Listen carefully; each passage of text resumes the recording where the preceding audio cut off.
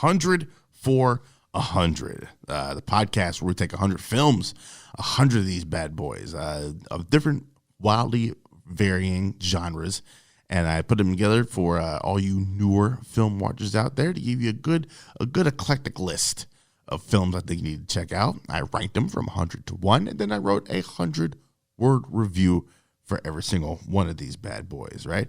So yesterday was number 63. We talked about The Shining. Creepy still. Today, we're still in the world of creepy. And we are at number 62, which is a little joint directed by Ridley Scott in 1979 called Alien. That's right, Alien. Let's get into this 100-word review for Alien. Essentially, a haunted house film set in space, Alien remains the finest in the niche genre of science fiction horror. With a stellar cast, Sigourney Weaver, Ian Holm, John Hurt, and others, and designs from the visionary H.R. Giger, Alien is a tense, taut, deftly directed film that feels cramped and claustrophobic.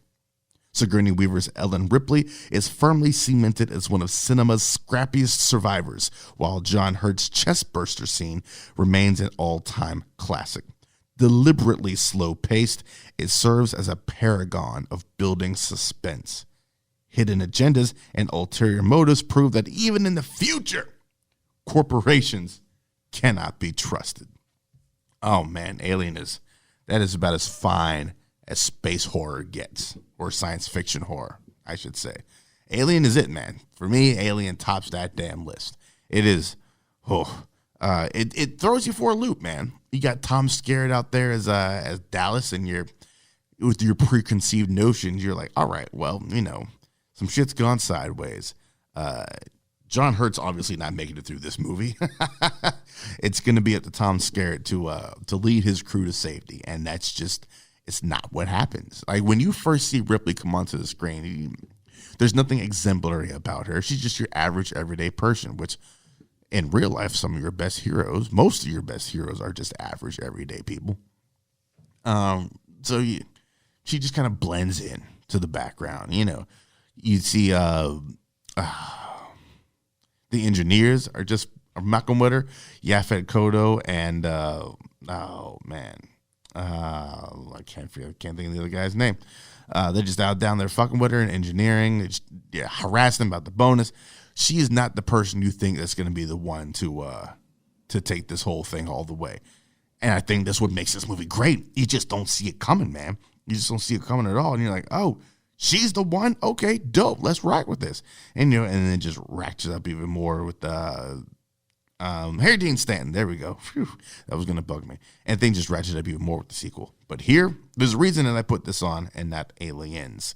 And I think that this is a better what's the word I'm looking for? This is a better showcase of how to properly build suspense, especially when they're looking at their little motion trackers and you just see the blips going off and they're getting closer and closer to their location.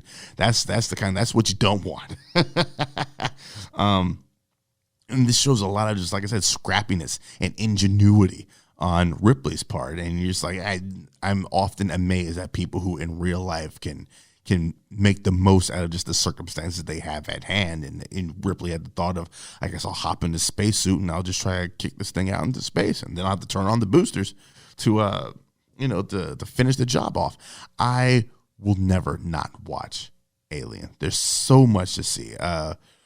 We're introduced to robots, androids in this movie by way of Ian Holm, our old Bilbo Baggins from the Lord of the Rings trilogy, the aforementioned Lord of the Rings trilogy, and his whole ulterior motive with Weyland-Yutani. And you find out that the Weyland-Yutani company is the one who sanctioned this whole thing and bring that alien back. The rest of the crew be damned, and they just let you know that, hey, corporations still suck. In the future, we got intergalactic space vessels and still some greedy-ass scientists. So much of sci-fi is greedy-ass scientists, and Alien is no exception, man.